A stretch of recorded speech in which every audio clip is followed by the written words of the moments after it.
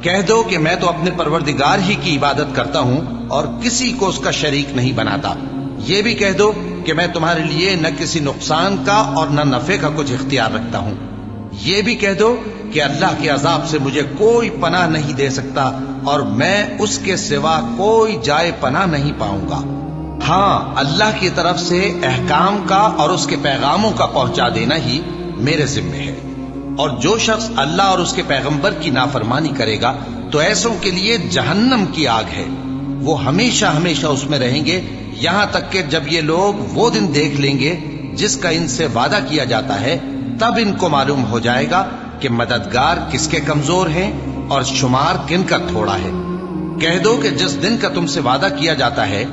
میں نہیں جانتا کہ وہ عنقریب آنے والا ہے یا میرے پروردگار نے اس کی مدت دراز کر دی ہے۔ وہی غیب کا جاننے والا ہے، سو کسی پر اپنے غیب کو ظاہر نہیں کرتا، ہاں جس پیغمبر کو پسند فرمائے اور اس کو غیب کی باتیں بتا دے تو اس کے آگے اور پیچھے نگہبان مقرر کر دیتا ہے تاکہ معلوم فرمائے کہ انہوں نے اپنے پروردگار کے پیغام پہنچا دیے ہیں، اور یوں تو اس نے ان کی سب چیزوں کا ہر طرف سے احاطہ کر رکھا ہے اور ایک ایک چیز گن رکھی ہے۔